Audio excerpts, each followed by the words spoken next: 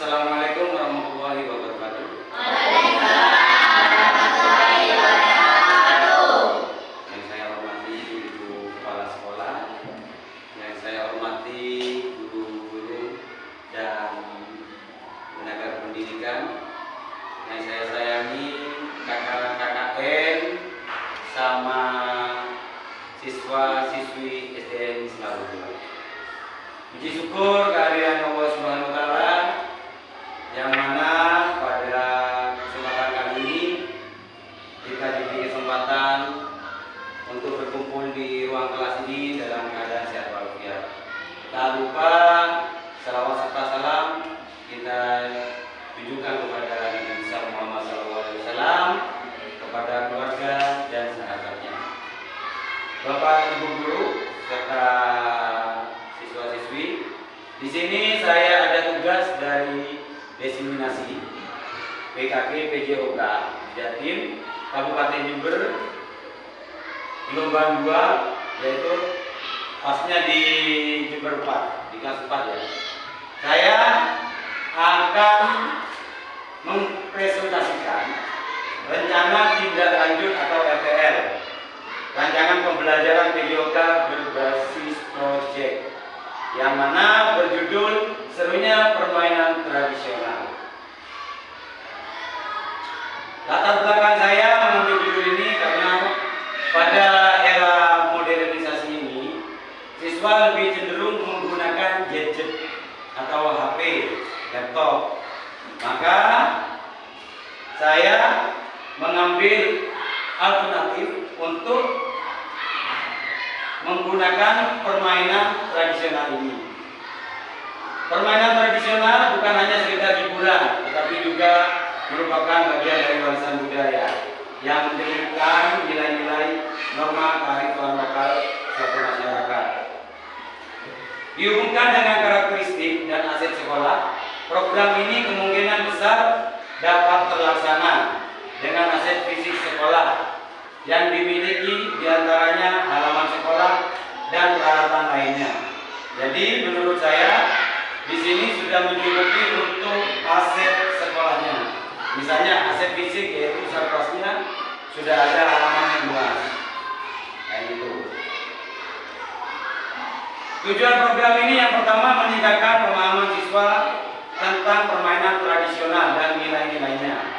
Yang kedua, mengembangkan keterampilan motorik siswa melalui praktek langsung permainan tradisional.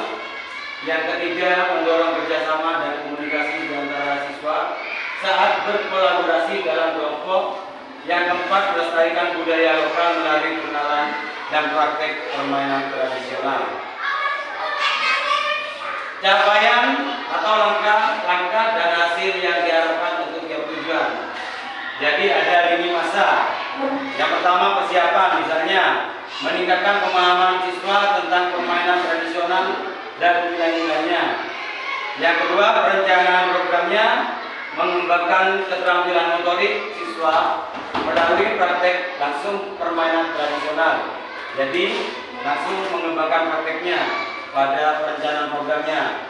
Yang ketiga, pelaksanaan mendorong kerjasama dan komunikasi di antara siswa saat berkolaborasi dalam kelompok. Yang keempat, evaluasi ini melestarikan budaya lokal melalui pengenalan dan praktek permainan tradisional. Struktur program dan mitra dalam komunitas belajar. Jadi di sini ada struktur dan komunitas belajar kita. Yang pertama, deskripsi programnya, pengenalan kembali permainan tradisional, jenis programnya co-kurikuler. Tujuan programnya meningkatkan pemahaman siswa tentang permainan tradisional.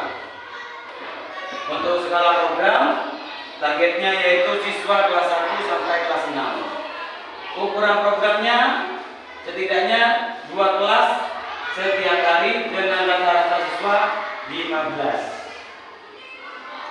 Pengaturan program, waktu pelaksana setiap hari Selasa, Jumat dan Sabtu, pukul 10.45 sampai 11.30 WIB. Tempat pelaksana ruang kelas atau halaman sekolah.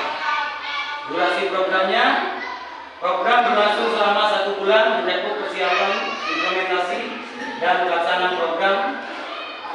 Yang keempat, pemetaan aset, yaitu guru yang memiliki kompetensi perangkat IT, ruang kelas atau halaman ya. Selanjutnya, pernyataan tentang kapasitas yang dimiliki kelas atau sekolah. Yang pertama, kapasitas siswa. Yang kedua, kapasitas guru. Ketiga, kapasitas fasilitas. Keempat, kapasitas kepemimpinan sekolah. Yang kelima, kapasitas komunitas belajar. Yang mana di dalam pernyataan ini adanya keinginan siswa untuk memiliki bakat minat, terdapat guru-guru yang latar belakang dan keahlian yang berbeda, ruang kelas dan halaman yang luas, kepala sekolah dan tim yang memiliki visi untuk mendukung kreativitas. Terus didorong dengan wali murid dan anggota masyarakat sekitar yang memiliki pengetahuan dan keterampilan yang berharga. Selanjutnya, rencana evaluasi. Yang pertama, peserta program dari siswa, yang mana semua siswa yang mengikuti program akan diminta mengisi survei secara mandiri.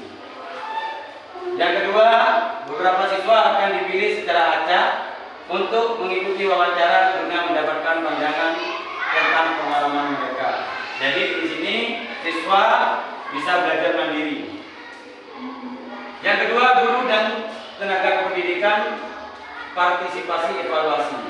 Semua guru yang terlibat di dalam program ini diminta untuk memberikan umpan balik melalui survei kinerja program.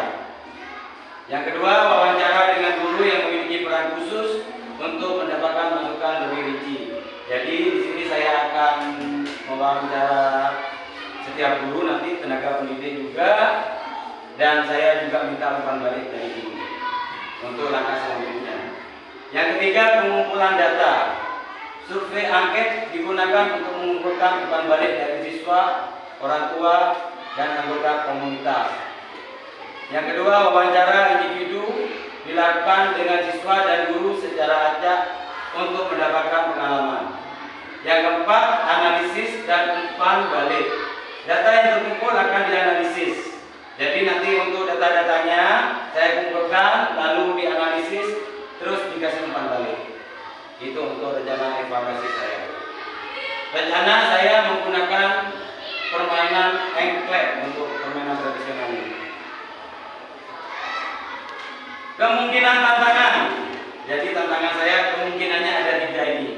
Kegiatan sekolah yang bersamaan, mungkin ada rapat atau yang lainnya yang bersamaan dengan kegiatan sekolah. Yang kedua, cuaca yang tidak menentu. Misalnya sekarang ada kegiatan untuk permainan, tetapi ada hujan atau badai angin dan lain-lain yang mengganggu atau menjadi tantangan saya dalam melaksanakan vaksin itu. Yang ketiga, biaya pengeluaran mendadak yang tidak tercover di dalam pos. Mungkin butuh sesuatu untuk alat serpras yang AC fisik, itu minta di bos, ternyata biayanya tidak memungkinkan karena terbentur dengan biaya yang lain. Sampai sini ada pertanyaan? Tidak ada? Cukup jelas ya? Terima kasih. Saya akhiri. Wassalamualaikum